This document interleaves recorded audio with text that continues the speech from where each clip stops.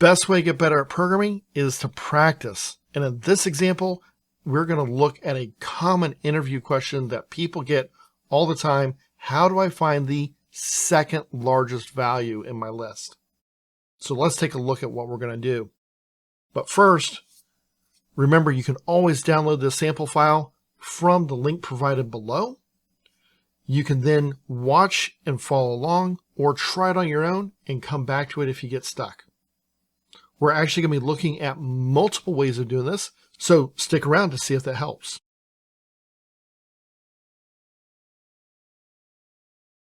All right, so let's look at what we've got here. We've got a list of ready-made numbers. I want to find the second largest. Now, obviously, in a small list like this, I can kind of scan through it real quick and find my answer, but I want to find it programmatically in case this list has thousands, tens of thousands, or even more sets of data. All right, so let's look at how we're going to do this. We've got our numbers here. Obviously, with a small list, I can kind of mainly look through and go, oh, there it is. But I want to find something faster and easier and better. What happens if I had a list of 10,000 elements? I couldn't go through that by hand. So instead, what I'm going to do is say numbers.sort. This is going to sort in place, which means I don't have to have a new variable. It's going to put it inside the exact same list. Now, I can either reverse this or I can specify reverse equals true. Now, the reason for doing reverse equals true is very important. That is, by default, it goes in ascending order, and I want this to be in descending order. So this, by specifying reverse equals true, goes in descending order. What does that mean? Well, I can say print numbers 1. This is my second element. Remember, a list starts at index 0.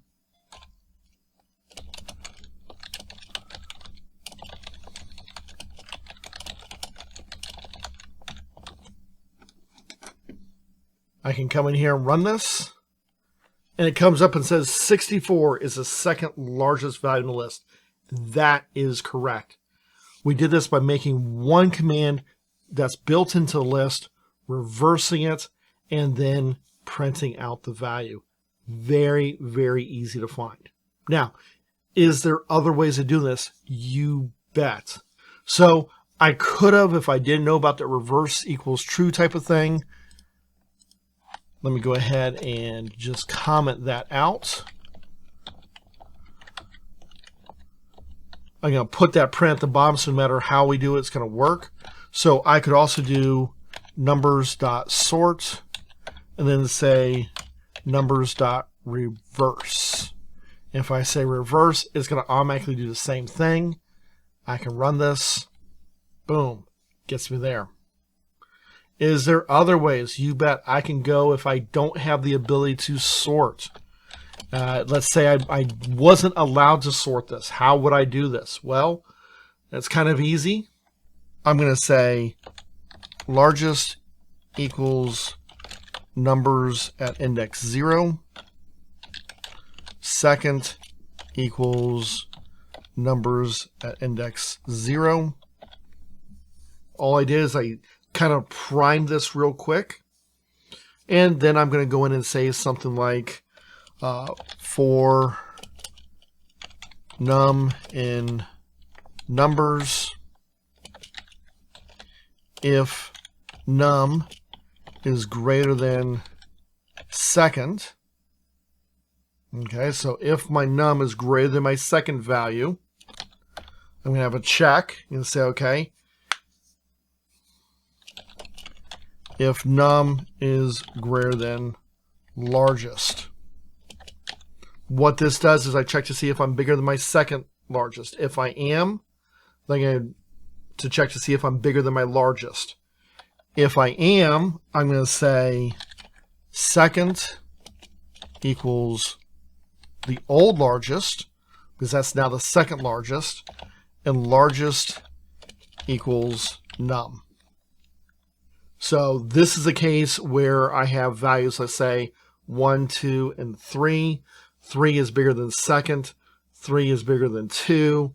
Therefore, 3 is now the biggest number, 2 is the second largest, and the old second largest is ignored. Otherwise, let's say else, and this else goes with the num greater than largest. We'll say second equals num. Why that? Well, if num is not greater than the largest, we don't want to push the largest down to be the second largest. So we could have a value, let's say once again, we have a value of 5, that's our largest. We have a value of 3, that's our second largest. The new value is 4. It's not bigger than our largest. We don't want to replace that value, but it is bigger than the 3, our second largest. It's being replaced. That's all we're doing.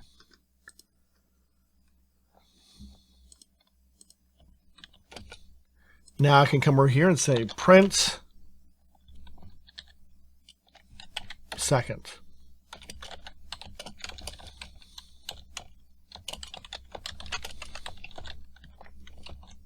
Run this, and I get the exact same answer. So this is pretty easy. What's nice is this basic logic allows me to also check for the second smallest.